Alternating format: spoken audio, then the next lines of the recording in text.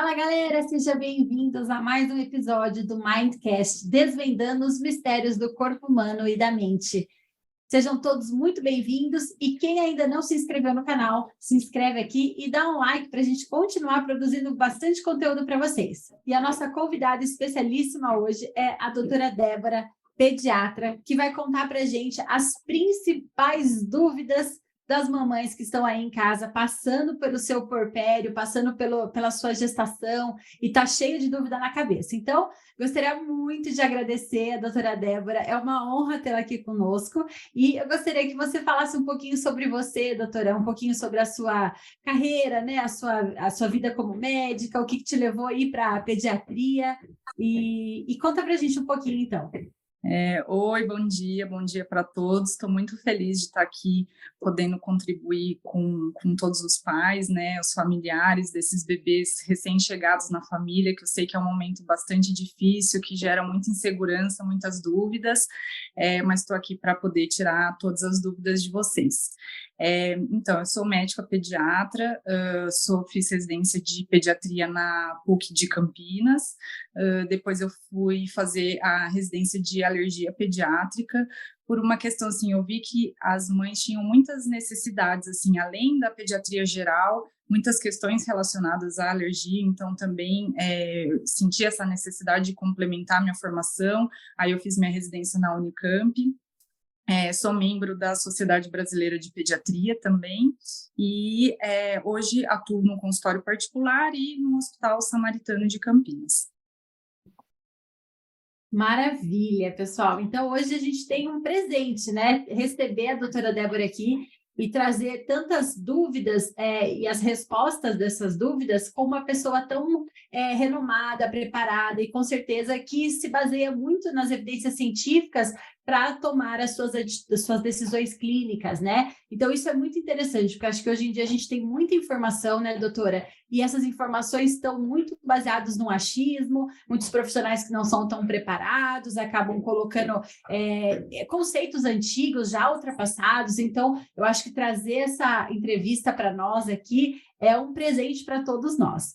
E a ideia é a gente conversar um pouquinho sobre os primeiros meses de vida desse bebê, né? E aí, doutora, diz para nós, quais são os motivos do choro do bebê e conta um pouquinho para a gente quais são os cuidados que a gente tem que ter nesses primeiros meses de vida aí. Então, Michele, para a gente entender esses primeiros meses de vida, a gente tem que entender o conceito de esterogestação, que significa a gestação fora do útero. Então, existe uma teoria já muito bem estabelecida no meio científico de que a gestação do bebê, né, do filhote do ser humano, deveria durar 12 meses. E por uma questão, assim, do tamanho do útero, da pelve da mulher, né, ser incompatível ali com um bebê tão grande, esse bebê, essa gestação dura apenas 9 meses, e o restante, esses 3 meses adicionais, esse bebê vai ter que se adaptar fora do útero materno. E é por isso que a gente entende que tudo que simula o ambiente intrauterino vai deixar esse bebê um pouco mais calmo. Mas, linkando um pouco com a questão do choro do recém-nascido, com o choro do bebê nesses primeiros 3 meses de vida, o choro, ele é a única forma que esse bebê tem de se comunicar com o meio externo, de se comunicar com os pais, com os familiares, e a gente tem muito enraizado na nossa cultura que o bebê chora ou porque está com fome ou porque está com cólica. É, assim, inconsciente. Até eu, assim, quando comecei na pediatria, que eu comecei a cuidar dos bebês recém-nascidos, eu estudava, mas sempre vinha aquela dúvida. Será que esse bebê realmente está mamando direito? Será que ele não está tendo muita cólica? E, na verdade, quando a gente vai estudar, a gente entende esse conceito de esterogestação, a gente entende que esse bebê pode chorar por inúmeros motivos. Ele pode chorar porque ele está com fome, porque ele está com cólica, mas ele também chora porque ele está com frio, porque ele está cansado, porque ele está com sono, porque a roupa está incomodando, está muito apertada, porque ele está com calor.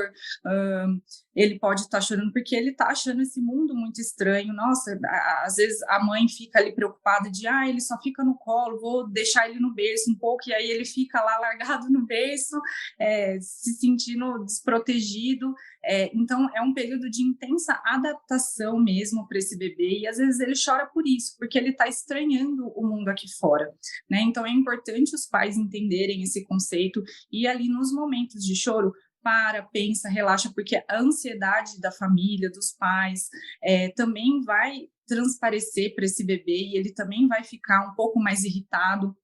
Então, a gente tem que parar, na hora do choro, parar, respirar, pensar, bom, o que pode estar acontecendo agora? E é tudo um processo também, os pais estão conhecendo, o bebê está se adaptando ao mundo aqui fora, e os pais também estão conhecendo esse bebê para poder identificar os motivos desse choro. É tudo uma questão de adaptação e de processo, e é importante entender esses conceitos para deixar esses pais um pouquinho mais tranquilos. Maravilha, eu acho que você falou muito bem sobre a questão da cultura, né? Muitas vezes, como eu estou passando por esse processo, e é por isso que eu estou trazendo essas informações, né, para as pessoas e até para trazer esclarecimento, a gente tem muito da informação antiga, né? De olhar e falar, ai, não, o bebê vai ficar mimado se ele ficar no colo, isso aí já ele está te manipulando, você já está caindo no processo de manipulação. Então mudou isso, né, doutora? Hoje a gente tem que talvez acolher muito mais, que é o que você falou, é um pedido de socorro para esse bebê. E outra coisa que você falou que é extremamente real, eu percebo que quando eu estou mais ansiosa, naturalmente o meu bebê sente isso, e ele fica também mais ansioso, e aí de repente ele chora, fica mais irritado. Então é muito importante o alinhamento desse estado, né, que a mãe, a família se encontra, para que isso passe para o bebê através dessa conexão.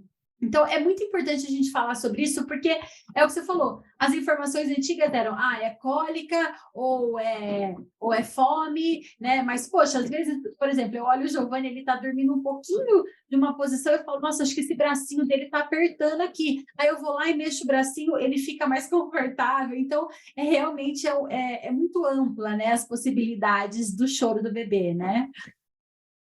Exatamente, é uma questão de aprendizado, os pais abrirem, eu vejo que eles chegam na primeira consulta, assim, com a cabeça bem limitada em algumas questões, e quando a gente explica tudo isso, a tensão diminui, a gente vê que aquele bebê está bem, e aí os pais conseguem olhar com mais clareza, observar como que é o cheiro. Às vezes, assim, passa ali umas 2, 3 semanas de vida, esses pais já vão conseguir identificar esse choro, ele está com fome, eu acho que ele está incomodado, muito irritado com alguma coisa, ele está cansado. Então, é todo um processo que os pais vão aprender a identificar quais os motivos desse choro, os tipos de choro, eles estão conhecendo aquela criança. E o bebê, pensa como é difícil ser bebê, né?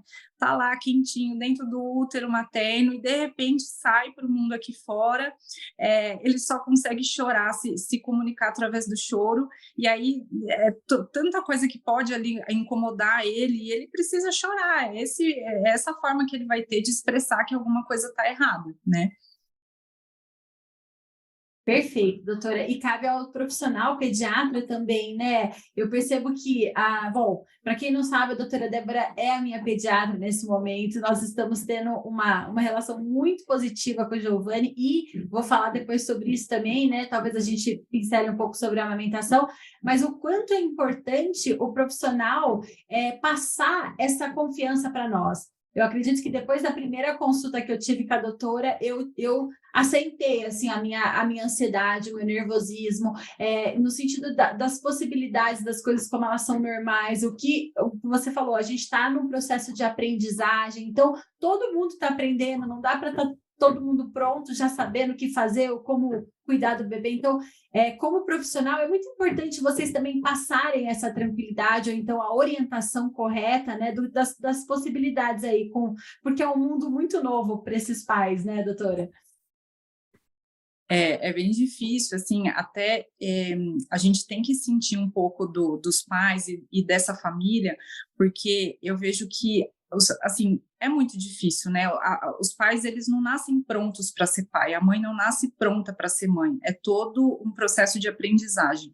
E aí essa mãe tem que aprender também a se blindar ali dos palpites, dos familiares, porque muita gente, às vezes as pessoas não falam por mal, né? Elas querem tentar ajudar, então precisa realmente do acompanhamento de um profissional que esteja ali acompanhando de perto para poder tirar todas as dúvidas.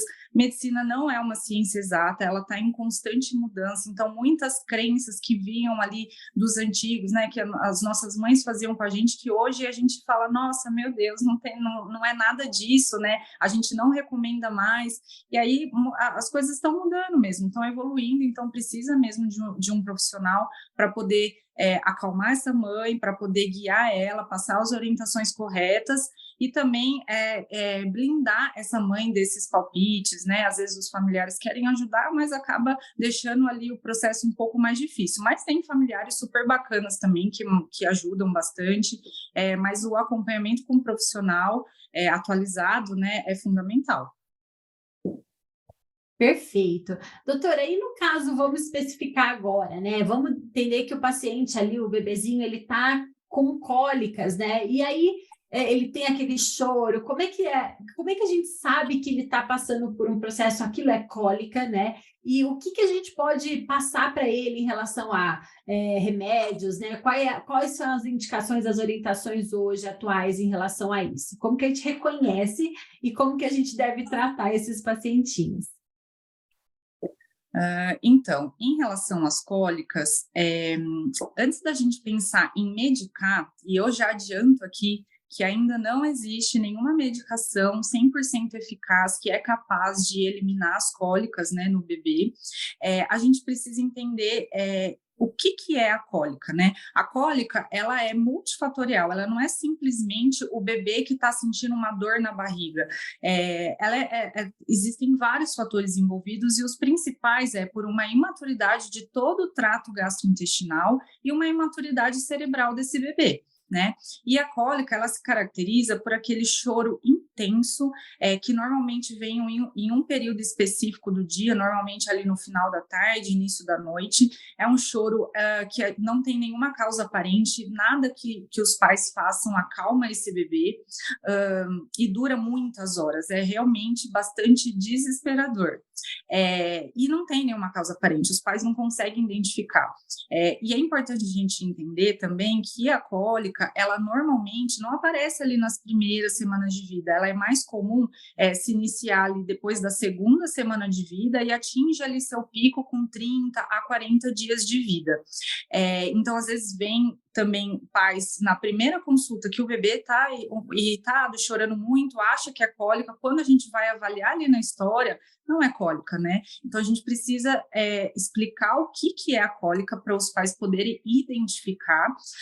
A gente tem que diferenciar também a cólica da disquesia, que é uma confusão bastante comum, e a disquesia a gente vê na nossa prática que ela é muito mais comum do que a cólica. A disquesia também é uma imaturidade ali do bebê, ele não consegue relaxar ainda a pelve para conseguir soltar pum ou fazer cocô. Então o bebê fica irritado, quando ele quer soltar pum ou fazer cocô, ele fica ali irritado, mais choroso, às vezes fica até com o rosto vermelhinho, né, se espremendo todo, e quando ele consegue fazer suas eliminações, ele fica bem e tranquilo. É totalmente diferente da cólica, e isso também é um processo de adaptação que depois ali dos 3 meses tende a melhorar e a diminuir. Então, a gente identificando que esse bebê realmente está tendo cólicas, existem algumas medicações, hoje tem muitos estudos aí com probióticos, mas nada muito eficaz, tá? A gente até pode prescrever, depois vai conversar com o pediatra. Eu acho um absurdo o bebê sair da maternidade com prescrição ali prescrição pronta de simeticona, probiótico, porque muitas vezes esse bebê nem cólica está tendo ainda e não tem nenhuma medicação comprovada que previna a cólica, tá? Então a gente só vai, em poucos casos, assim, eu vejo na minha prática que, às vezes, com as medidas não medicamentosas, a gente já consegue cuidar dessa cólica, né, do bebê. Não precisa nem de medicação. Então, a gente pode fazer massagem, indicar osteopatia, pode deixar esse bebê, colocar o bebê para sugar no seio, mamar, às vezes isso já é suficiente para acalmar a cólica, dar um banho, deixar no colo, deixar no sling. Então, tem várias medidas não farmacológicas, né, que a gente pode fazer para tratar essa cólica, e aí quando o pediatra realmente achar que tem necessidade, a gente pode prescrever medicação, né, mas tudo isso com o acompanhamento correto. Perfeito, acho muito esclarecedor colocar essa diferença da cólica e da disquesia, né, doutora? Isso. E que é muito comum, então, acontecer isso nos primeiros dias de vida, né? Em que o bebezinho, ele estranha tudo isso acontecendo dentro dele, né? Então, é diferente. E a cólica seria, então, com uma duração um pouco mais longa, com uma intensidade talvez mais longa também, que nada melhore ali no caso de uma assistência, né? Porque às vezes eu vejo que o Giovanni tem um pouco desse desconforto, aí a gente faz exercício, faz aquela posição de higiene, né? Movimenta um pouquinho a barriguinha dele, mas já melhora, dura bem pouquinho. Aí ele vai, solta um pum ou consegue fazer um cocô e aí aquilo alivia. No caso da cólica, esse alívio, então, ele não se mostra assim tão claramente, né? Não, a cólica é realmente um choro bem persistente que dura horas, pode durar mais de 3 horas e parece que nada acalma esse bebê, nada, não tem nenhuma causa aparente. Ele faz cocô, ele solta pum e mesmo assim ele continua extremamente irritado, extremamente choroso. Então a cólica é um choro intenso e bem prolongado e não é o dia todo, é em um momento específico do dia. Pode acontecer ali durante a manhã, durante a tarde, mas o que a gente vê na prática é que a maioria das cólicas ela vem ali bem no final do dia e no início da noite. A famosa hora da bruxa, né, que o pessoal fala. E aí, se diagnosticado, doutora, se você faz esse diagnóstico, você falou do probiótico, existe muito a cultura do Luftal, todo mundo quer dar Luftal para o bebê e tal.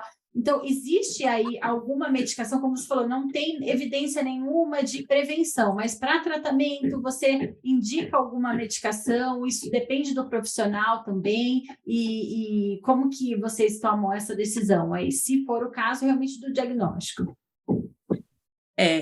Quando existem já estudos mostrando que algumas cepas ali de probióticos, não é que elas tratam a cólica e a cólica vai desaparecer, e nem vai prevenir a cólica, não é que a gente vai dar o probiótico e esse bebê não vai ter mais cólicas. Os estudos mostram que algumas cepas, não são todos os probióticos, algumas cepas de probióticos diminuem o tempo de choro naquele bebê que realmente tem uma cólica diagnosticada. Tá? Às vezes é mais um efeito placebo, tá? Assim, a gente individualiza cada caso, porque tem famílias assim que são tranquilas, que conseguem passar ali pelo momento da cólica apenas com as medidas não farmacológicas mesmo. Eu sou dessa linha, tá? Porque os probióticos estão vindo aí, tem muitos estudos, mas nada muito assim, com uma evidência muito forte, tá? Às vezes eu prescrevo, tenho bons resultados, mas nada assim que indique que todos os bebês precisam. Esse bebê não é para sair da maternidade já com esse probiótico, tomando esse probiótico. E os estudos mostram também que o tempo de uso desse probiótico é um tempo curto, é para usar ali durante 28, 30 dias só, não é para usar durante os 3 primeiros meses de vida. Então, é realmente uma prescrição, precisa de uma avaliação individualizada do médico para ele entender se esse bebê vai realmente se beneficiar dessa medicação e se a gente vai precisar realmente prescrever. Perfeito, então, pessoal. Então, não é sair por aí se automedicando e nem tomando remédio ou até os probióticos como prevenção para cólica, porque isso não é garantia de que o bebê não vai ter. Aproveitando, então, esse desconforto, né, gastrointestinal e tudo mais, vamos falar um pouquinho, doutora, sobre refluxo, né? Como que a gente pode entender que isso está acontecendo? Porque às vezes o bebê está mamando, e aí depois ele dá aquela gorfadinha, e a gente não sabe se aquilo é normal, se não é, se é refluxo, se não é. Então, eu queria que você falasse um pouquinho para nós e também se tem um tratamento ideal para esses bebês em relação também a estabilizar o peso, né? Porque isso pode influenciar também, entre outras questões. Mas então, o que você fala para nós sobre o refluxo, então?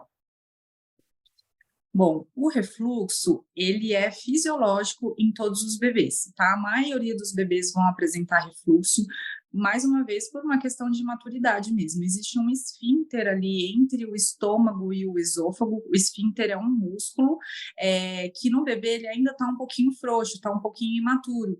Então, é comum, é normal, quando o estômago está cheio, o conteúdo gástrico ali, retornar, refluir, porque esse esfíncter ainda está um pouco imaturo.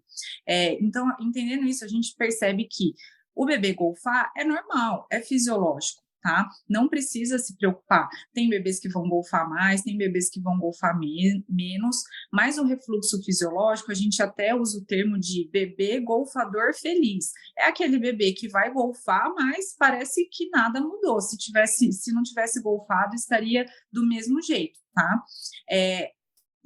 Aí existe uma diferença entre esse refluxo fisiológico e a doença do refluxo gastroesofágico. Na doença do refluxo gastroesofágico, esse bebê, além de ter o refluxo, ele tem vários outros sinais clínicos. Então, pode ser um bebê que tem dificuldade de ganho de peso, é um bebê extremamente irritado, passa o dia inteiro irritado, um bebê que tem dificuldade de mamar, um bebê que às vezes fica nauseando, então ele demonstra ali, antes de ter o refluxo, de retornar ao leite, ele fica ali nauseando, aquele sinal de náusea. É um bebê que, quando esse leite retorna, ele chora, ele fica irritado. É um bebê que fica se jogando para trás. Então, às vezes, é um bebê que, a hora que a gente vê que vai vir ali o refluxo, ele fica se jogando para trás no colo. Então, são vários outros sinais que daí indicam que esse bebê tem uma doença do refluxo gastroesofágico, tá? No refluxo fisiológico, a gente não precisa fazer absolutamente nada, tá? Hoje em dia, nem tem mais aquelas orientações de elevar o beiço, de colocar o bebê mais elevado, não precisa mais fazer isso, tá? Na doença do refluxo, a gente também não medica de cara, tá? Por quê? A gente sabe que a principal causa de doença do refluxo gastroesofágico é a APLV, alergia à proteína do leite de vaca. Então, antes da gente pensar em medicar esse bebê, a gente primeiro precisa descartar essa possibilidade da alergia, e aí o tratamento vai ser com dieta materna, se esse bebê está em aleitamento materno, ou a troca da fórmula por uma fórmula ou extensamente hidrolisada, ou uma fórmula de aminoácidos que não tenha proteína do leite de vaca, e aí, então, ver se tem uma melhora, né? Então, antes da gente pensar em medicar com as medicações, né, que a gente conhece, outra coisa também que é importante, vejo muitas pessoas prescrevendo a medicação domperidona de rotina, assim, porque antigamente se usava, hoje não é a primeira medicação de escolha, e não é para oferecer essa medicação nos bebês que têm um refluxo fisiológico. E, como eu expliquei, nem nos bebês que têm o diagnóstico de doença do refluxo gastroesofágico a gente indica essa medicação, tá? Primeiro a gente tem que descartar outras causas e depois a gente vai pensar em entrar com alguma outra medicação. Mas tudo isso com acompanhamento ali bem de perto com o pediatra, tá? Nossa, muito esclarecedor as suas informações, porque eu estou passando por um momento de vida em que todas as pessoas ao meu redor estão grávidas ou com seus bebês de colo. Inclusive, a minha irmã está passando por esse processo de refluxo, minha amiga também. Então, e a gente vê muitas condutas sendo feitas dessa maneira mais antiga, né? Utilizando medicação e, por último, avaliando essa questão da proteína do leite aí, alguma intolerância, né? Então, muito interessante você trazer isso para nós, e também a questão do fisiológico, né, do que é o normal e o que não é. E, doutora, vamos para o fisiológico, né? A situação do bebê, em termos de ser um bebê mais hipotônico, que é aquele bebê mais molinho, que não sustenta tanto o corpinho, que é mais... ele tem uma tendência maior a apresentar esse refluxo ou não? Isso não tem uma relação com a característica muscular dele? Não, na verdade, independente desse bebê ser prematuro, de ter uma hipotonia maior, o bebê pode ter uma idade gestacional, ser termo, ser um bebê ali com desenvolvimento normal, e mesmo assim ele apresentar um bastante refluxo, tá? Porque é uma imaturidade ali do esfíncter entre o estômago e o esôfago.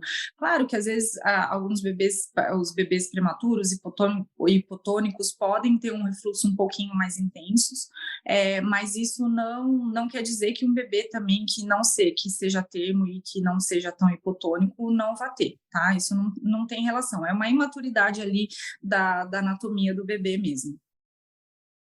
Perfeito. E agora vamos para um tema um pouco polêmico, doutora, que tem muitas opiniões distintas, né? Hoje acho que a gente tem muito mais informação a respeito, mas no caso do recém-nascido ali, dar ou não dar uma chupetinha para esse bebê? A gente fica muito em dúvida, e a partir do momento também que a gente experiencia o fato do bebê se acalmar com a chupeta, a gente fala, nossa, um santo remédio. Mas e aí? Qual que é o ponto principal aí? Existe hoje uma resposta? Existe uma indicação mais adequada? O que você diz para nós sobre a chupeta? A chupeta é bem polêmico. Que eu costumo fazer? Eu costumo explicar para os pais quais que são os malefícios dessa chupeta, e aí a decisão de dar ou não dar vai ficar por conta da família mesmo, tá? Então, por que é tão tentador a gente oferecer a chupeta para esse bebê? Porque a chupeta calma, né?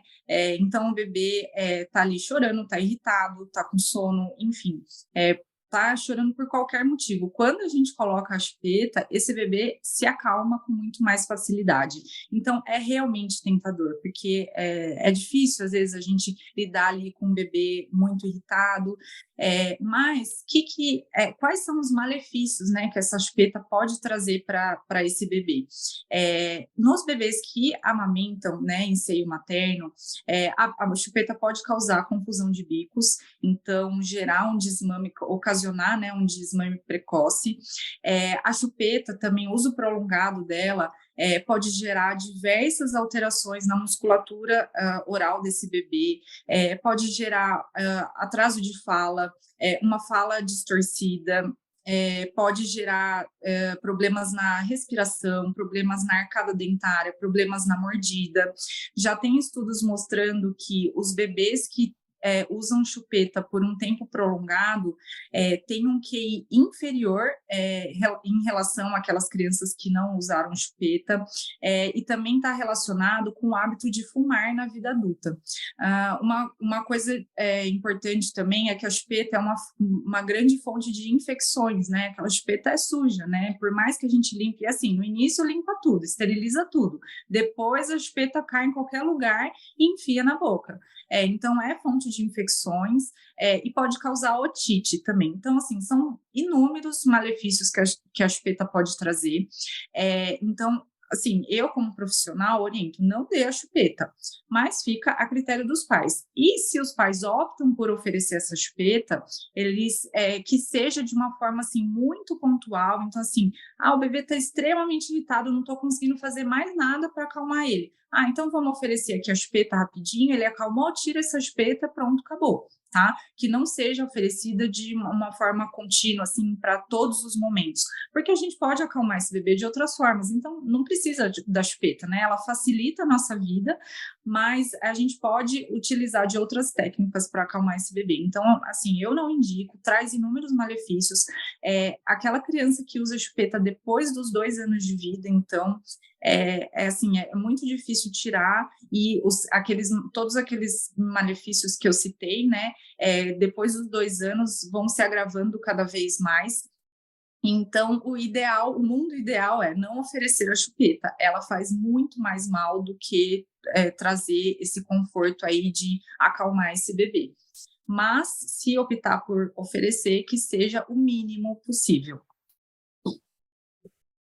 Maravilha. Então, no final do dia, a gente olha para essa balança e observa que realmente a chupetinha ela traz muito mais malefícios do que benefícios. Talvez algo bem momentâneo, mas pensando no geral, realmente bem complicado, né? É claro que é o que você falou. Tem momentos que a gente aqui em casa também, a gente fala, nossa, é tentador, põe a chupetinha, ele acalma, entra, dorme um pouquinho, a gente já tira o mais rápido possível, mas com certeza, a partir do momento que você conhece o efeito que dá ali momentaneamente no bebê, é tentador demais cair nessa cilada, né?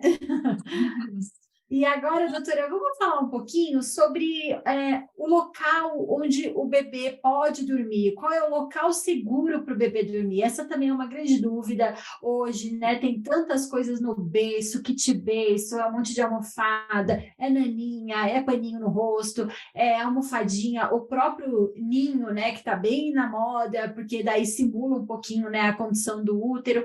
Qual seria, então, indicado? Qual é o ambiente indicado para esse bebê dormir? E também tem a questão dele chorar no berço, né, doutora? Acho que se você puder falar um pouquinho sobre isso, que a gente fica um pouco sem saber o que fazer, o que é mais perigoso, o que não é, enfim, conta para nós.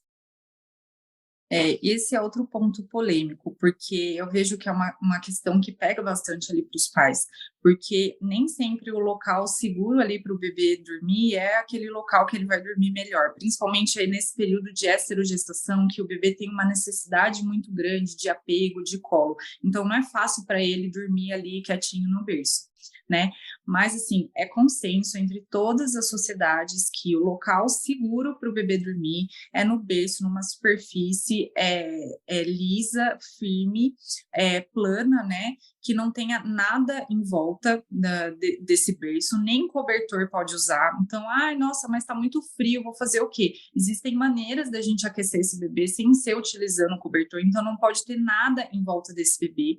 E realmente, você querer que esse bebê ali menor de 3 meses durma sozinho no berço, não vai dormir. Então, o que tem que fazer? Vai ter que fazer esse bebê dormir no colo, a hora que ele estiver ali dormindo já num sono um pouquinho mais relaxado, mais profundo, aí sim é o momento de colocar esse bebê no berço. Essa orientação já não é a orientação que a gente dá para os bebês maiores de 3 meses. Depois, ao longo das consultas, o pediatra vai orientar a forma que vai fazer esse bebê dormir. Mas eu estou falando ali nos primeiros 3 meses de vida, que o bebê precisa de muito apego, ele vai precisar ser seninado, ser colocado para dormir no colo e depois vai ser colocado no berço, tá? Existem hoje berços que se acoplam ali na cama, né? Tem aquele co-sleeper, que é o Moisésinho, que você pode colocar ali do lado da cama. A orientação também é de que esse bebê durma no quarto dos pais até os 6 meses de vida. Então, o ambiente seguro para o bebê dormir é no berço e sem nada em volta desse berço. Mas o que a gente vê na prática? É muito difícil. Eu sei que os pais, às vezes, se vencem pelo cansaço e acabam levando esse bebê para a sua cama, né? E fazem a cama compartilhada. Recentemente, saiu um documento da Sociedade Brasileira de Pediatria reforçando que a cama compartilhada não deve ser estimulada, porque ela aumenta, sim, o risco de morte súbita e o risco de sufocamento desse bebê.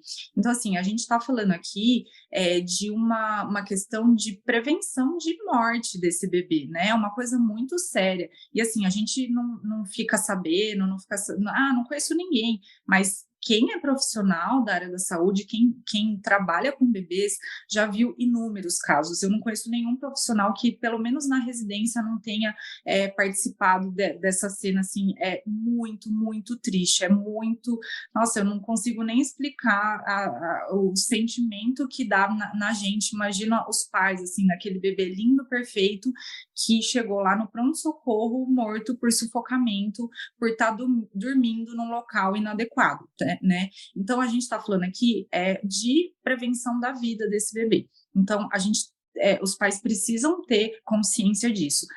Tudo bem, eu vou assumir esses riscos e eu vou colocar esse bebê, eu vou fazer a cama compartilhada. Existem maneiras da gente fazer essa cama compartilhada um pouco mais segura, né, para esse bebê. Então, a cama compartilhada também deve ser uma superfície lisa, não pode ser um colchão muito mole, não pode ter cobertor, não pode ter travesseiro. Isso, para mim, já é um motivo de ser mais difícil fazer cama compartilhada do que deixar o bercinho ali do lado, né? Porque a gente está acostumado a dormir com cobertor, com travesseiro, então não pode ter nenhum objeto ali que possa causar sufocamento desse bebê. Esse bebê não pode ser colocado no meio entre, né, os dois adultos. O ideal é colocar essa cama encostada na parede, não deixar nenhum vão entre a parede e a cama, para esse bebê também não rolar e não sufocar ali nesse vão, né, e colocar o bebê entre um adulto e entre a parede.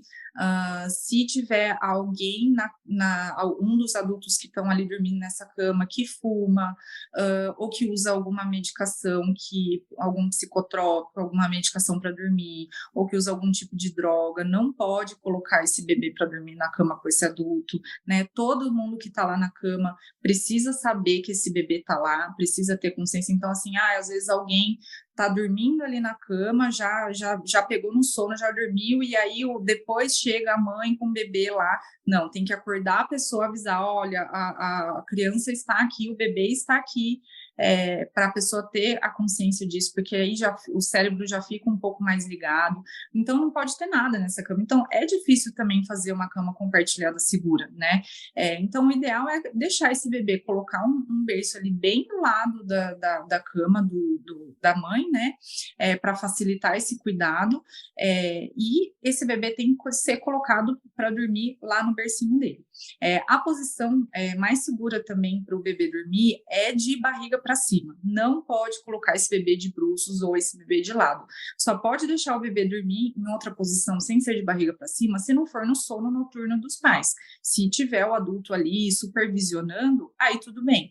Agora, se todo mundo for o momento de todo mundo dormir, esse bebê tem que ser colocado de barriga para cima, não aumenta o risco de engasgo. Pelo contrário, esse bebê deitado de barriga para cima, pela posição, é que eu não tenho uma imagem aqui, mas pela posição, né, do esôfago e da traqueia do bebê, quando o leite reflui ali pelo esôfago, se ele está de barriga para cima, a chance de engasgo diminui, é ao contrário. Se ele é colocado de barriga para baixo ou de lado, esse leite que reflui, ele vai entrar ali pela traqueia e poder chegar no pulmão com muito mais facilidade. Então, é uma questão anatômica mesmo. Às vezes, a pessoa tem a ideia de que ele de barriga para baixo não vai engasgar com tanta facilidade, e na verdade é o contrário. Então, a posição segura é sempre de barriga para cima.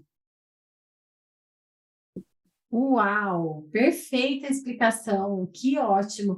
E doutora, essa questão do sufocamento, né?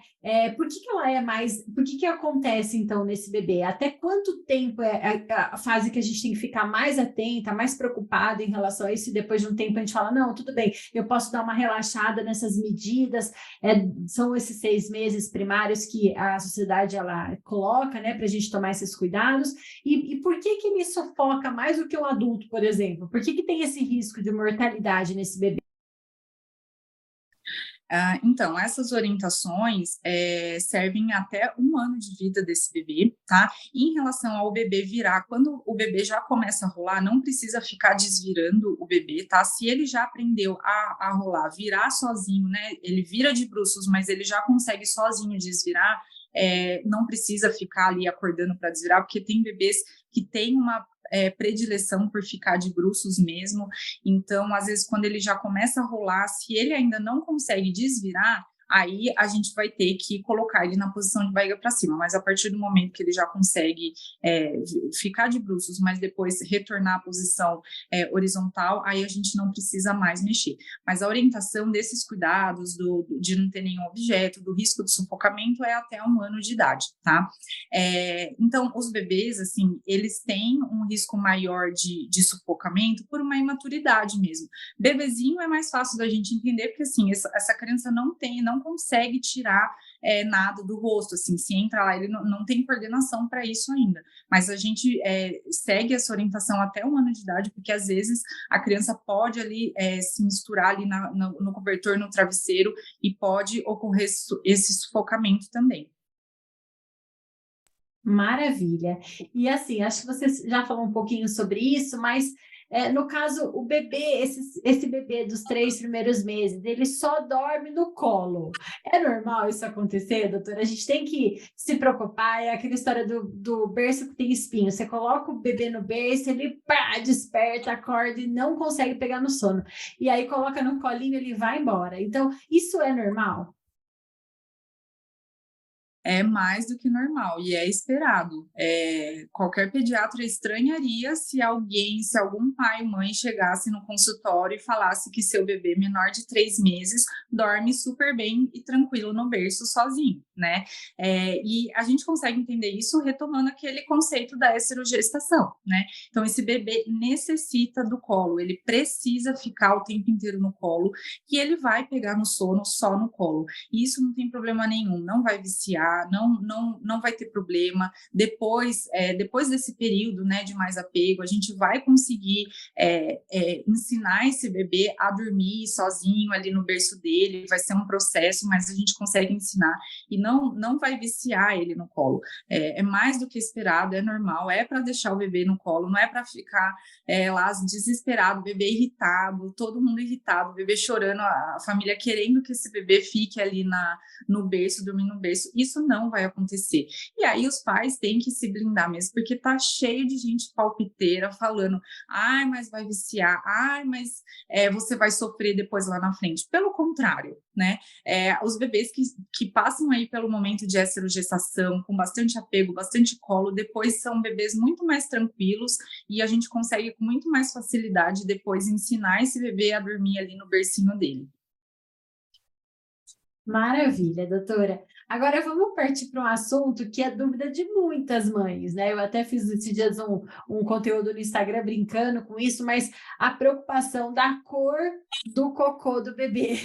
Qual é a cor ideal? Existe isso? Não existe? Quando que a gente tem que se preocupar? Não existe cor ideal. A cor do cocô, ela varia ali de amarelo até tons de verde. Então, cocô amarelo é normal, cocô esverdeado é normal também, não significa nenhum problema. E o que dita ali a cor desse cocô é o tipo de leite que esse bebê toma, a microbiota do intestino dele. Então, quais são as bactérias que estão ali colonizadas nesse intestino? Se esse bebê faz suplementação de alguma vitamina. Então, por exemplo, quando os bebês introduzem a suplementação de ferro, pode alterar ali a coloração desse cocô. Então, a cor é ou amarelo, ou de tons de amarelo, ou tons de verde. Tá? Em relação à frequência dessa evacuação, é normal bebês que estão em aleitamento materno exclusivo ficarem até 10 dias sem fazer cocô. Isso pode acontecer, pode ser normal, tá? Mas existem bebês que a cada mamada também apresentam uma evacuação. Isso também é normal. Já os bebês que mamam fórmula, a gente não espera tanto tempo assim, né? Pela composição ali da fórmula infantil, a gente espera que esse bebê evacue pelo menos uma vez por dia. Se passa ali de 1, 2 dias, a gente já precisa investigar ali, observar se está acontecendo alguma coisa que a gente precisa intervir. Perfeito. E agora, em relação a banhos de sol, é indicado e quanto tempo a gente pode expor esse bebê no sol e qual sol, né? Qual horário do dia e se realmente isso é válido ou não? Pode fazer mal, enfim, qual que é o posicionamento de vocês? Bom, o banho de sol também é uma recomendação que mudou. Antigamente era diferente, os pediatras, né, indicavam o banho de sol para prevenção e tratamento da icterícia, que é aquele amarelão do bebê, mas hoje a gente já sabe que o banho de sol não serve para esse tratamento. Então, a maioria dos bebês que apresentarem icterícia vai ser uma icterícia leve, moderada, que não vai precisar ali de um tratamento efetivo. Que vai melhorar sozinha. E os bebês que apresentam realmente uma icterícia mais grave, que vão precisar de um tratamento, esse tratamento é com uma fototerapia, que é aquele banho de luz. O bebê vai fazer no hospital com banho de luz. Então, o sol não é indicado para esse motivo. Tá? É uma recomendação mais nova, assim, que às vezes nossos pais tinham outras orientações, mas hoje em dia a gente não indica o banho de sol para tratamento nem prevenção de icterícia.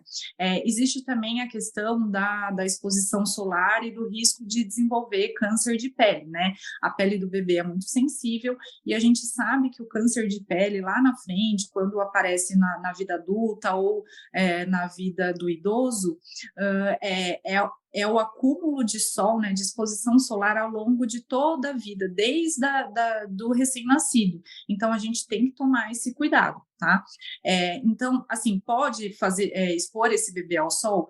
pode e deve, assim, o sol faz bem para a nossa saúde e ajuda bastante esse bebê a regular ali aquele ciclo circadiano. O bebê, eles nascem, eles não entendem direito o que que é dia, o que que é noite, então a exposição solar ali, naquele sol da manhã e no sol no final da tarde, que o sol já está se pondo, é muito bom para ajudar na regulação desse sono do bebê.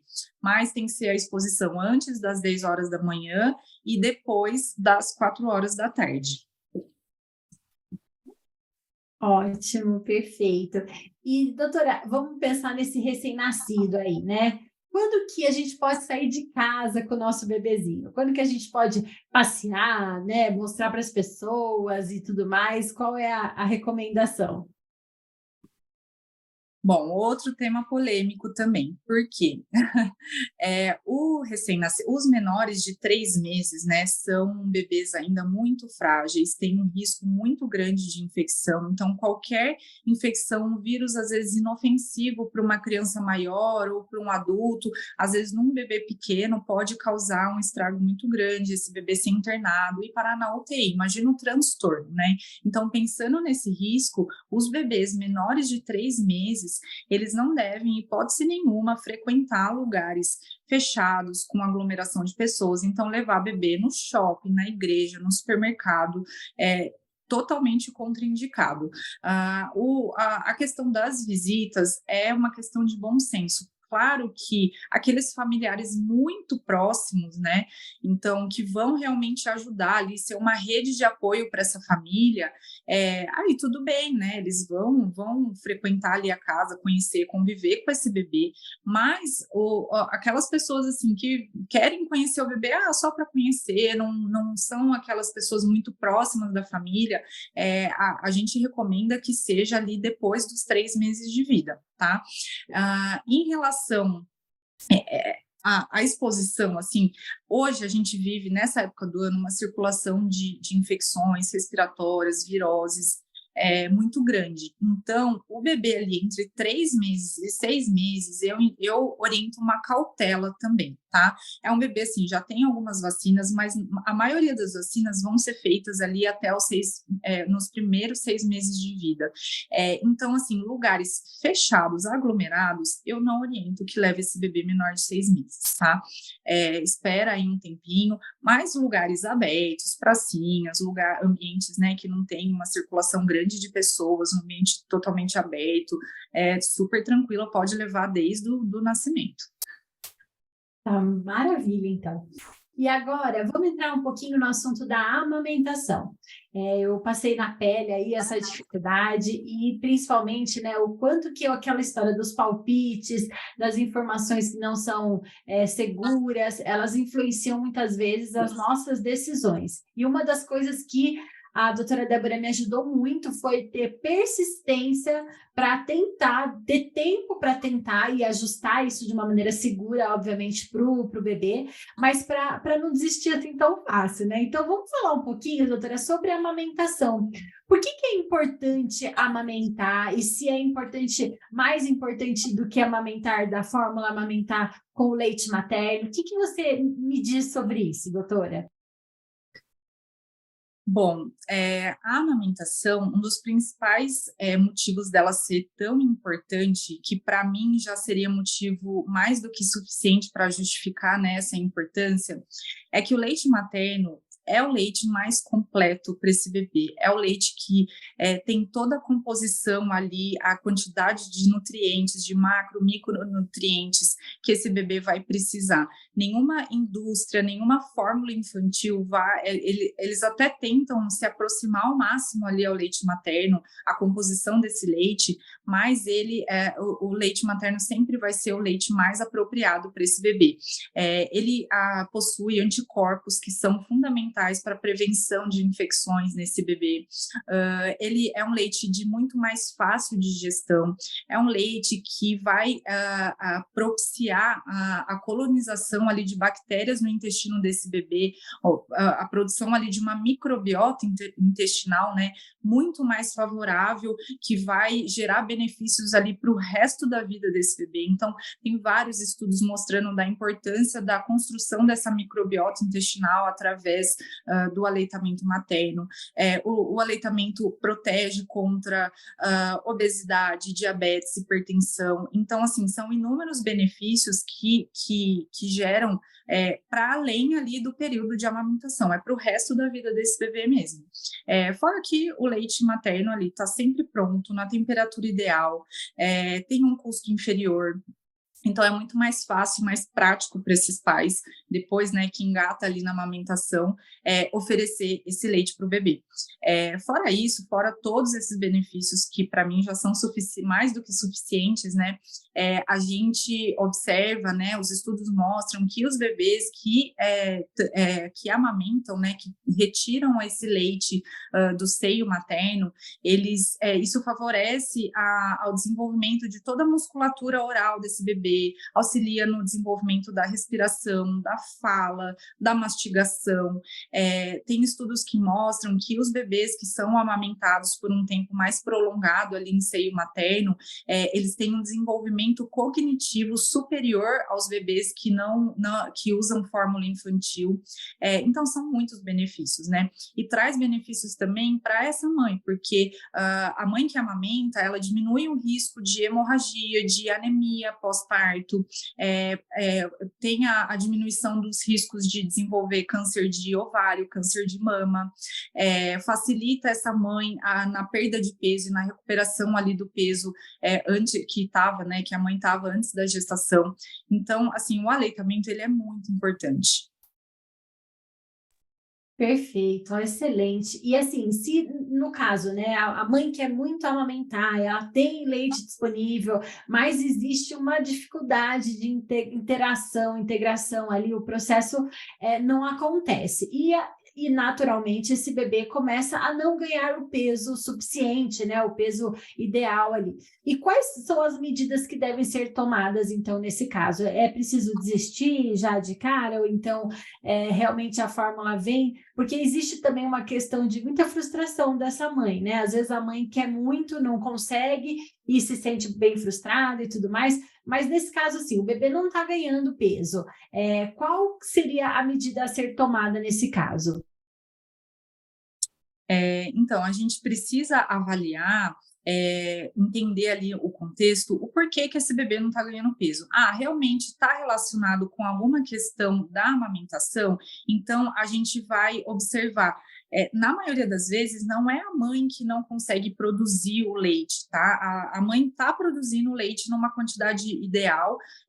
Existem, né, mães que têm uma produção um pouco mais baixa, a gente consegue identificar isso, mas na maioria das vezes não está relacionado com a quantidade de leite, com a produção do leite, né? Está mais relacionada com o aprendizado do bebê para sugar esse leite, para mamar de maneira efetiva. Então, existem questões ali de disfunções orais, questões de musculatura. Amamentar não é fácil para esse bebê, né? Usa diversos músculos ali, tem que ter uma coordenação da musculatura oral para conseguir retirar esse leite da mama. Tem as questões dos frênulos linguais, né, que podem atrapalhar. Tem a questão da pega, que às vezes a pega está incorreta. Então, são muitas questões ali que a gente precisa avaliar, e isso é uma avaliação multidisciplinar. Então, o pediatra vai identificar, a consultora de amamentação tem que auxiliar essa mãe, às vezes uma fono, às vezes o osteopata. Então, é um trabalho assim, de equipe mesmo, para a gente conseguir fazer com que esse bebê que essa mãe consigam amamentar e esse bebê consiga retirar esse leite de uma forma efetiva da mama, né? E aí vem aquele mito, né? Se o bebê não está ganhando peso, muitas vezes é porque o leite da mãe é fraco, não tem os nutrientes necessários, né? E a mãe acaba se sentindo ainda mais culpada em relação a isso, né? Então, na verdade, não existe essa história. O leite da mãe, existe o leite fraco ou não existe leite fraco? E se, por exemplo, a dificuldade para amamentar, ela tá no processo, né, do desenvolvimento e a produção de leite acaba diminuindo, quais são os recursos que a gente pode tomar em relação a isso? não existe leite fraco de forma alguma. O leite materno é maravilhoso, cada gota vale ouro, tá? Então, o pouco de leite que essa mãe produz, nunca ele vai ser fraco, sempre vai ser a composição do leite ali mais do que suficiente para esse bebê. Se a gente identifica que realmente a mãe tem uma baixa produção, então a quantidade de leite não está ideal. Então, não quer dizer que aquele leite é fraco, não. O leite, a composição dele está excelente, mas às vezes acontece de ter uma baixa produção. Como que a gente pode aumentar essa produção materna, né? Então, aí a gente precisa entender como que é o mecanismo ali de feedback positivo para a produção de leite. Então, a mama ali, a mãe, ela é uma fábrica de leite, ela não é um estoque, né? Então, para produzir esse leite, a forma mais efetiva de aumentar a produção é fazendo com que essa mama seja esvaziada. Esse bebê precisa sugar a mama, precisa retirar o leite, essa mama ser esvaziada, e aí, então, vai mandar um feedback positivo ali de hormônios que vai fazer com que entenda, né, que o organismo da mãe entenda, a mama foi esvaziada, eu preciso produzir mais. E aí a mama vai se encher de novo. Se essa mama não é esvaziada adequadamente, aí o organismo entende que ainda tem leite ali, que não vai precisar produzir mais, e aí pode acontecer uma deficiência na produção do leite, né?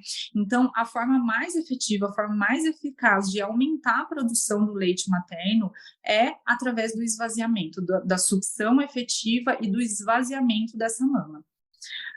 E existem, assim, aí pensando que a mãe é uma fábricazinha ali, a gente tem que cuidar dos insumos dessa fábrica, né? Então, a mãe tem que estar bem alimentada, tem que estar bem hidratada, tem que estar com controle ali de ansiedade, de estresse, na medida do possível, né? Porque uma mãe extremamente ansiosa, extremamente estressada, também vai atrapalhar nessa produção materna, atrapalha ali na produção hormonal e pode ocasionar, né, uma diminuição da produção de leite. Então, são muitas questões assim que precisam ser avaliadas. Bom, maravilha. Bom, eu acho que foi extremamente esclarecedor. Acho que nós ganhamos uma consulta aqui com a doutora Débora. Foi muito, muito rico mesmo o nosso bate-papo. Eu gostaria de agradecer imensamente a sua disponibilidade de estar aqui com a gente e trazendo tantas informações valiosas para tantas mamães que estão aí precisando ouvir essas questões. Eu acredito que tá todo mundo agradecendo aí, e quem puder, né, escreva aqui nos comentários, coloque as suas dúvidas para a gente fazer outros momentos, outros podcasts, trazendo mais informações para vocês. Mas, doutora Débora, eu queria muito te agradecer, então, por estar aqui com a gente. E se você quiser deixar uma mensagenzinha final aí para as mamães, é isso aí. Muito obrigada. Eu que agradeço, Michele, fiquei muito feliz com o convite, espero poder ter ajudado muitas famílias. E o meu recado final é que sempre tenham ali os profissionais de confiança, se preparem durante a gestação, fiquem tranquilos, estudem bastante, que as dificuldades vão aparecer, não é fácil, realmente a gente sabe, assim, a gente sente ali, a gente quer acolher essas mães, porque a gente sabe que deve ser muito difícil, mas ter os profissionais certos ali para acompanhar essa mãe durante esse puerpério, durante esses primeiros 3 meses de vida, faz toda a diferença. Perfeito. E quem quiser te procurar, doutora, qual que é o seu Instagram? Eu vou escrever aqui no YouTube, vocês vão ver, mas quem estiver escutando no Spotify, qual é o seu @, para te acompanhar por lá? Quem quiser me acompanhar no Instagram é @doutora.débora, com H no final, pediatra. Depois você deixa aí embaixo, que meu nome é um pouquinho difícil mesmo, mas tem o H no final do Débora. Perfeito, pode deixar. Então, pessoal, é isso aí. Muito obrigada pela atenção de todos vocês e até a próxima. Tchau, tchau.